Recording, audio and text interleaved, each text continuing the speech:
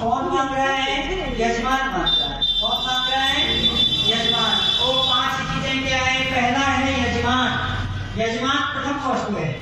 क्यों? अगर यजमान नहीं होगा तो यज्ञ भी नहीं होंगे। इसलिए हे परमात्मा, हमारे देश में यजमानों की वृद्धि होगी। हर वर्ष यजमान बढ़ते जाए।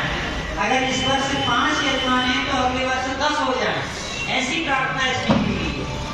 दूसरी प्रार्थना क्या की? यज्ञ कि यज्ञ भी निरंतर चलता रहना चाहिए, रुकना नहीं चाहिए। वैदिक काल में दोनों समय यज्ञ का प्रावधान है, प्रातः काल और सायंकाल।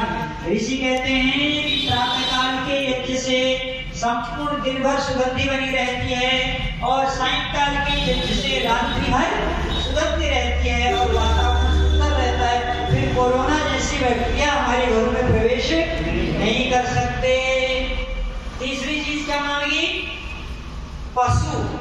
अगर पशु नहीं होंगे, गाय नहीं होगी तो घी कहां से आएगा? और घी नहीं होगा तो यज्ञ। और घी का मतलब गाय का ही घी, गाय के ही दूध से हवन होना चाहिए। तीन चीजें होंगी। चौथी चीज क्या है? ब्रह्मवर्चस्व। ब्रह्मवर्चस्व का मतलब है तत्व ज्ञान। ब्रह्मवर्चस्व मतलब तत्व ज्ञान। हमें तत्व ज्ञान भी होना चाहिए।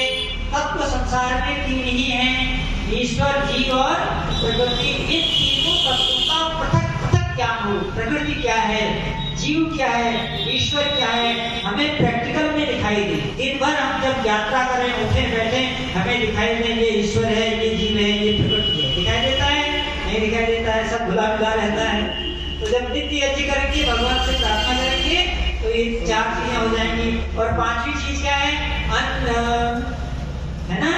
क्योंकि जिस यज्ञ में अन्न नहीं पड़ता है वह यज्ञ तामसिक यज्ञ होता है। कौन कह रहा है? भगवान कृष्ण। कहाँ कह रहे हैं?